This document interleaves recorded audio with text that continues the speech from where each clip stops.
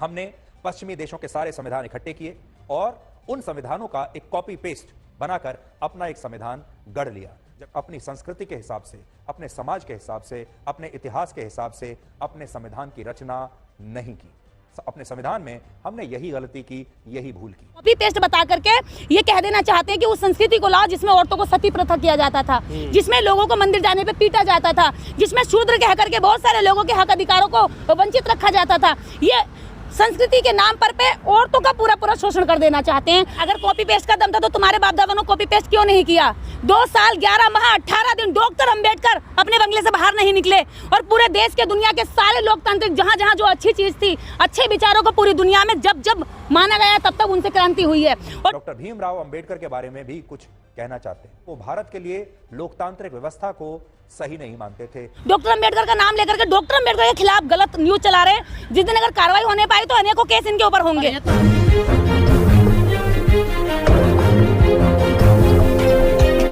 सुधीर चौधरी अगर ये कह रहे हैं कि भारतीय संविधान कॉपी पेस्ट है और बाबा साहब डॉक्टर अंबेडकर के अनुसार ये संविधान नहीं लिखा गया है, तो सबसे पहले तो ये है कि जितना बाबा साहब लिख कर गए उसको ही पूरा करवा दो। बाबा साहब डॉक्टर अंबेडकर SC ST के लिए अलग से प्रतिनिधित्व देकर गए, जिसको रिजर्वेशन कहा गया, उसको तुम दिन रात कोसते हो। उसका तो तुम दिन रात जो है कहते हो कि समीक्षा होनी चाहिए, ये गलत है। कितने लोग हमारे इनके खुद की जाति के कहते हैं कि हमारे कितने लोग ब्राह्मण जो गरीब हैं उनको भी आरक्षण मिलना चाहिए, और रो के गाल बजा के तुमने ये झूठ फैला के EWS के नाम पे 10% ले भी लिया।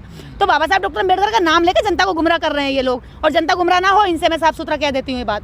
वो कह रहे हैं कि बाबा साहब के जो मानने वाले हैं वो रोज उनका अपमान करते हैं, प्रतिमा बनाकर उनके स्टेचू पे माला चढ़ाकर। अच्छा, तो ये की बात उन्होंने की नहीं। अच्छा, तो ये बाबा साहब डॉक्टर अंबेडकर का सम्मान कर रहे हैं। बाबा साहब डॉक्टर अंबेडकर के लिखे हुए संविधान को बार कहते हैं कि इसको हटा करके हम हिंदू राष्ट्र लाएंगे, तो ये बाबा साहब का सम्मान हुआ, ये लोकतंत्र का सम्मान हुआ, देश की जनता का सम्मान हुआ। बाबा साहब का नाम लेकर के इतना उल्लू मत बनाइए। और सुनो सुधीर चौधरी, बाबा साहब डॉक्टर अंबेडकर को मानने वाले ना दिमाग से गोबर भक्त नहीं होते हैं, जैसे तुमने बना रखे हैं उल्लू, वो नहीं होते हैं। ये लोग शिक्षा का और सही रास्ते का, जिस दिन इन लोगों ने ना अंगड़ाई ले ली तो तुम्हारी पता नहीं कहाँ जगह मिलेगी। मैं तो ये सोचती तुम्हारी धूल उड़ा के रख देंगे। अंबेडकरवादियों से मत भिड़ना, बस तुम किसी से भी भिड़ लेना। और तुम्हारे लिए अगर कोई विपक्ष है ना तो सिर्फ अंबेडकरवादी है। तुम उन्हीं से डरते हो, उन्हीं से डरते हो, उन्हीं से तुम्हारी रूह कांपती है, क्योंकि वो तुम्हारे धर्म ग्रंथों की भी पढ़ते खोल के लाते हैं, सही गलत निकाल के लाते हैं। तुमसे पूछते हैं कि भैया ये क्या चीज़ है, अगर ऐसा है तो इसका मतलब क्या है, तो तुम उनके मतलब बदल देते हो, तुम पूछ दबा के भागने लग जाते हो।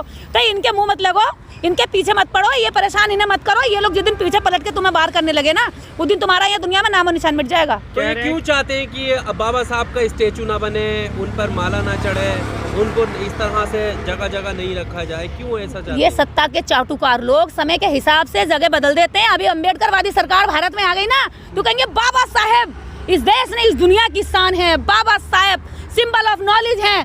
जैसे ही अंबेडकरवादियों की सरकार इस भारत में आएगी, और अंबेडकरवादी कोई एक व्यक्ति विशेष नहीं है, ये एक सोच है। वो सोच जो देश के बारे में सोचती है, जो देश को ऊपर उठाने के बारे में सोचती है, जो सबके लिए सोचती है, जो सबको आगे बढ़ाने के बारे में सोचती है।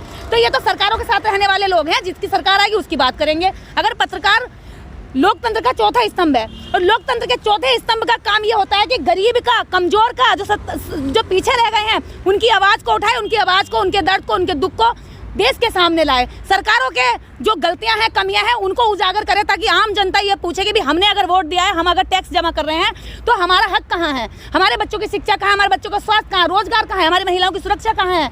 तो ये उस मुद्दे को गुमराह करने के लिए ये गलत न्यूज़ फैलाते हैं। गलत न्यूज़ के माध्यम से आम जनता को बरगला करके सरकार के प्रति क्या कहते हैं, निष्ठा और ईमानदारी लगाते, ताकि यही सरकार सही है, सरकार का परिवर्तन ना हो। गुमराह किया जाने के लिए बिल्कुल गुमराह किया जा रहा है। इसमें एक भी अगर आपको 1% भी अगर शक है तो आप मुझे बताइए क्या गुमराह नहीं किया जा रहा।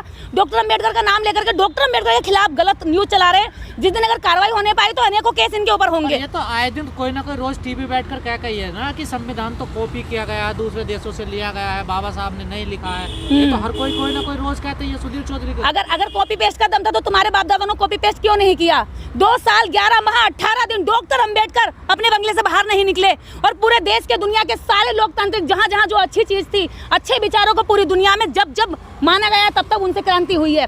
और जिन क्रांतियों को आज भी अगर हम सामाजिक आंदोलन करते हैं या समाज की देश की बात करते हैं या बराबरी की लड़ाई लड़ते हैं, तो हम पूरे विश्व के आंदोलन पढ़ते हैं, नहीं पढ़ते हैं? लेनिन को पढ़ते हैं, मार्क्स को पढ़ते हैं, हैं? अरस्तू को पढ़ते हैं कि नहीं पढ़ते हैं? जितने अच्छे विचार हो वो ले लिए जाए। आज भारत के संविधान से उसके बाद में जितने भी देशों के अंदर संविधान लिखे गए, भारत के संविधान को पढ़ करके संविधान लिखे गए, क्योंकि उन्हें लगा कि भारत का लोकतंत्र इतना अच्छा, इतना मजबूत है, इतनी बड़ी जनसंख्या का देश भी जो है बहुत आसानी से यहाँ पर रह रहा है, शांति से रह रहा है, अमन से रह रहा है, तो वो इस भारत के संविधान को देखते हैं। कॉपी समझते हैं ना, अगर दूसरी चीजों से कोई अच्छी चीज पढ़ना, उसको लेना, तो उसको ये कॉपी समझते हैं ना। अरे भैया, कॉपी मार मार के पत्रकार बने हुए लोग, इतना सब कुछ कॉपी दिखेगा, ठीक है? कॉपी में ज्यादा बात नहीं करूंगी मैं। मैम, एक बात ये भी कही जाती है कि बाबा साहब ने जब संविधान बन गया उसके बाद से उन्होंने कहा देश में आंदोलन की, प्रोटेस्ट करने की कोई आवश्यकता नहीं है, और वो कह रहे हैं कि ये आज भी जो है बदस्तूर जारी है कि विरोध किया जा रहा है सरकारों के खिलाफ। मतलब कि उनका ये कहना है कि विरोध नहीं होना चाहिए, प्रोटेस्ट नहीं। अरे पत्रकार महोदय, एक बार बताइए, लोकतंत्र की यही तो खूबसूरती है। अगर किसी के साथ शोषण हो, किसी के साथ अत्याचार हो, तो ये सड़कें खुली हैं। उसी के लिए, लोकतंत्र के लिए ही तो प्रशासन की नियुक्ति की जाती है कि एक डीएम बनाकर बिठाया जाएगा जिले पर। अगर कोई समस्या है, शिकायत है, तो उसके पास जाएगा। अगर कोई अगर अपराध करता है और उनका कानूनों की अवहेलना करता है, उनको तोड़ता है, तो पुलिस उसका प्रोटेक्शन करेगी।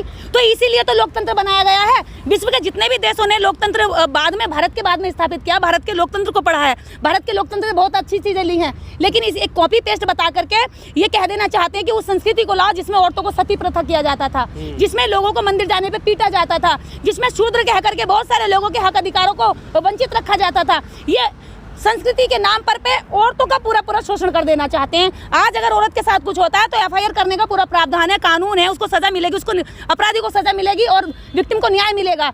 ये भारतीय संविधान कहता है। कौन सा धर्म ग्रंथ कहता है बताइए मुझे? ऐसा कोई भी धर्म ग्रंथ हो भारत के अंदर, कितने भी धर्म हो, सभी धर्म ग्रंथों की महिलाओं को भारतीय संविधान सुरक्षा देता है। तो महिलाएं भारतीय संविधान के प्रति क्या कहते हैं, अपनी कृतज्ञता व्यक्त करती हैं, उसका सम्मान करती हैं, उसकी सुरक्षा करें।